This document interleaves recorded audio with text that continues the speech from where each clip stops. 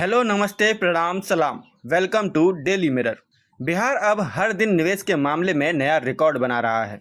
कभी 1 रुपये के भी निजी निवेश के लिए तरसने वाला बिहार अब देश के बड़े से बड़े उद्योगपतियों के लिए इन्वेस्टमेंट का नया डेस्टिनेशन बन गया है।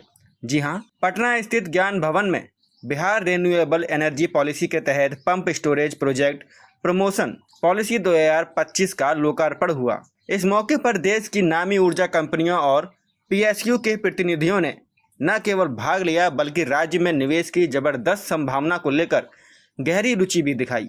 इस आयोजन के दौरान बिहार सरकार ने करीब 5,000 करोड़ रुपए के निवेश वाले कई महत्वपूर्ण समझौता ज्ञापनों पर हस्ताक्षर किए हैं। इनमें प्रमुख रूप से ब्रेडा और अवाडा के बीच 1 गीगावाट ग्राउंड माउंटेड और फ्लोटिंग सोलर परियोजना के लिए समझौता किया गया। Bihar state power generation company limited और SECI के बीच 3,000 करोड़ रुपए की साझेदारी पर सहमति बनी है। लार्सन एंड टूब्रो के साथ कजरा लखीसराय में 837 करोड़ 66 लाख रुपए की लागत से 116 मेगावाट प्रति घंटा की बैटरी एनर्जी स्टोरेज परियोजना पर समझौता हुआ है।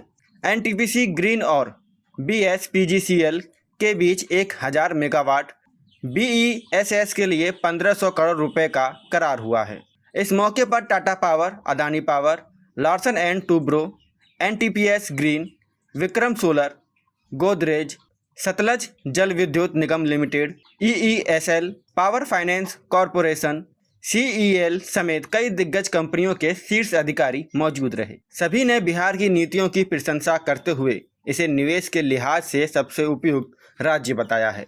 ऊर्जा मंत्री विजेंद्र प्रसाद यादव ने कहा कि नई नीतियां राज्य को देश की हरित ऊर्जा यात्रा में अग्रणी बनाएंगी। हम निवेशकों को पूरी सुविधा देंगे। यह नीति स्वच्छ ऊर्जा के साथ साथ व्यापक रोजगार और औद्योगिकी विस्तार का मार्ग प्रशस्त करेगी। वहीं उद्योग मंत्री नीतीश मिश्रा ने बताया कि जल्द ही बिहार इंडस्ट्रियल पॉलिसी 2025 भी लाई जा रही है। गया जी में 1700 एकड़ में इंडस्ट्रियल क्लस्टर विकसित किया जा रहा है। यहाँ पारंपरिक और गैर पारंपरिक ऊर्जा स्रोतों में निवेश का बड़ा अवसर होगा। ऊर्जा सचिव मनोज कुमार सिंह ने कहा कि निवेशकों के लिए 100% राज्य GST में छूट होगी। स्टाम्प ड्यूटी और रजिस्ट्रेशन शुल्क माफ किया जाएगा। निवेशकों को STU चार्ज में भी छूट दी जाएगी। 5 वर्षों तक कस्टम ड्यूटी में भी 100% की छूट का प्रावधान किया गया है।